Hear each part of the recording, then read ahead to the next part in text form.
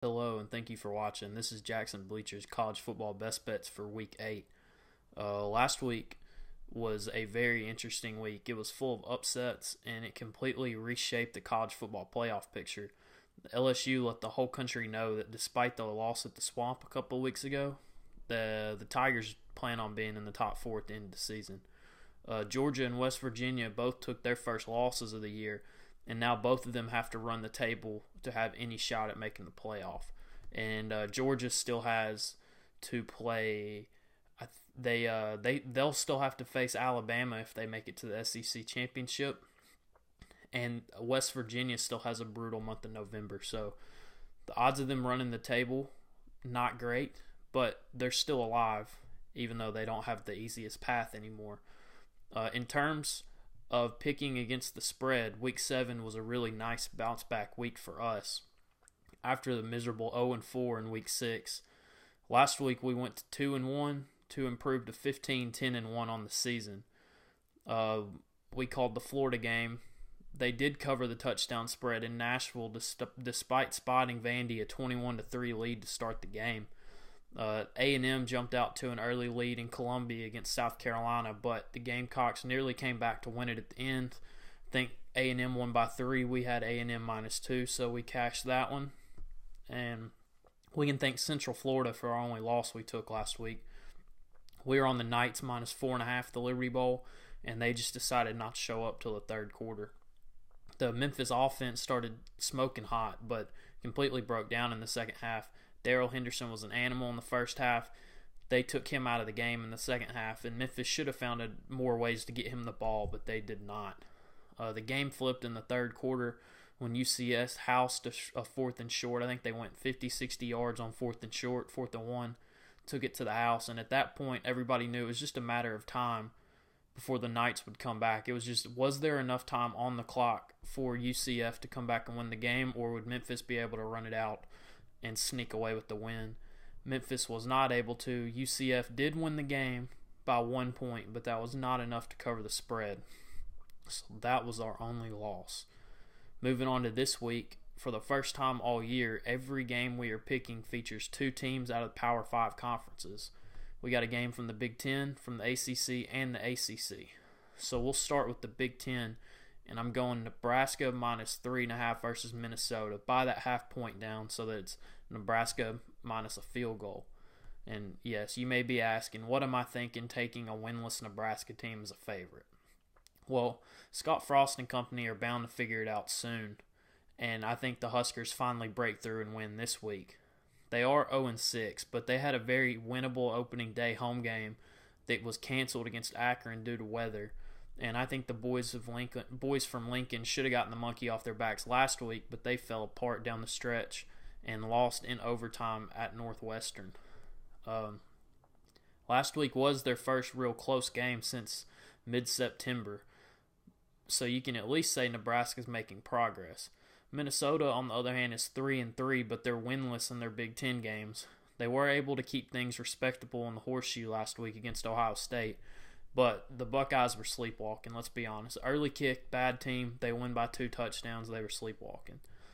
Before last week, Minnesota got destroyed by Iowa and Maryland in the 2 games before that. Something's got to give in this horror movie they're going to call a football game. The trends are going the wrong way for both teams, so obviously someone has to end a skid. Minnesota's 1-5 against the spread in the last 6 road games and 0-5 overall in their last 5, according to OddsShark. Nebraska is 0-5 against the spread and straight up in its last 5 home games. 54% of the bets are on Nebraska, and when the trends are funky, ride the home team. I do not advise watching this game, but that doesn't mean you can't take Nebraska -3, buy that half point down so it's -3. Nebraska, they'll finally get a win this week. Moving on, we're going to move over to the ACC for Florida State -10.5 versus Wake Forest. We're going to go on and buy that half point in this game too, so that it's Florida State -10. It's been very well documented how poorly the Willie Taggart era started off in Tallahassee. The whole country saw the rocky start to the season when Virginia Tech came in the Doak Campbell and throttled the Seminoles on primetime on Labor Day night. What could have been written off as a fluke looked to be more of a reality when Florida State struggled to beat Samford. Not Stanford, but Samford, the FCS school from Birmingham. They struggled with them at home the next week. And then things looked even worse when they got absolutely destroyed by Syracuse in the Carrier Dome in Week 3. Since then, Willie Taggart's been able to get stuff back together. They did notch wins over Northern Illinois and Louisville, and they gave Miami all they wanted last week on the road.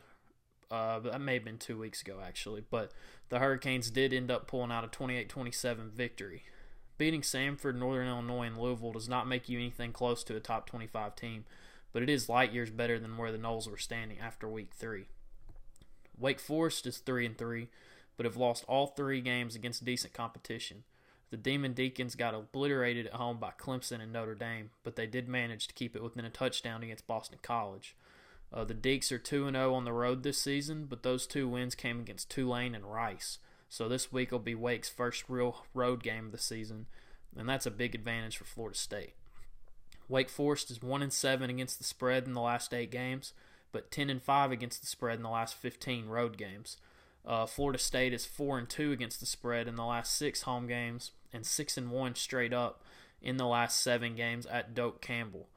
Neither team is an upper-tier ACC team, but Florida State is head and shoulders above Wake Forest. Take the Noles -10 by the half point.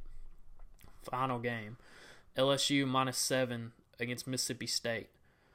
Never bet against LSU in a big-time night game at Death Valley.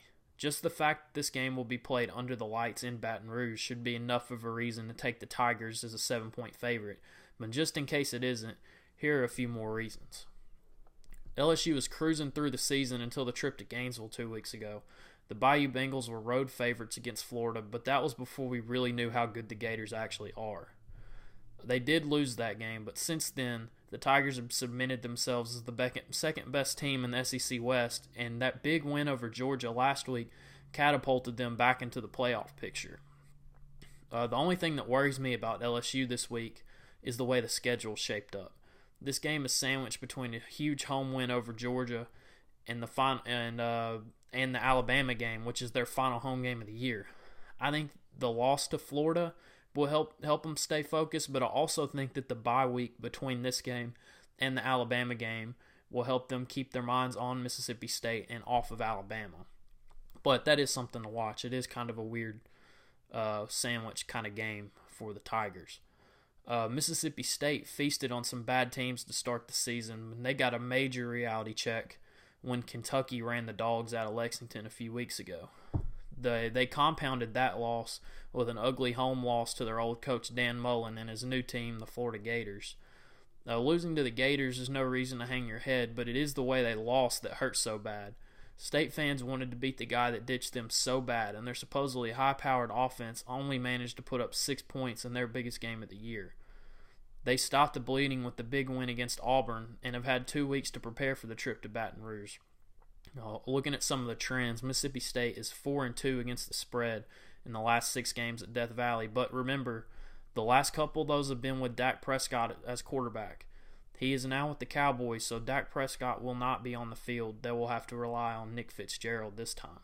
And even with the favorable record against the Tigers in Death Valley, they've only been able to win 1 of the last 11 games at Tiger Stadium. Like I said earlier, never bet against LSU in a night game at Death Valley. Take the Tigers -7. So real quick, we'll run back through these one more time. I like Nebraska -3.5 versus Minnesota. Buy that half point to make it Nebraska -3.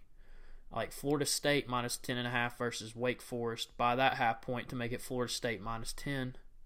And I like LSU as a touchdown favorite at home at night against Mississippi State. So those are the games for this week. Those are the 3 to go on and lock in right now. As always, there is a chance that we'll add more before Saturday. So keep up. Follow at Jackson Bleacher on Twitter. I'll put the link here in the description for any last-minute updates or adds to any games before then. But good luck, and let's win some more money this weekend.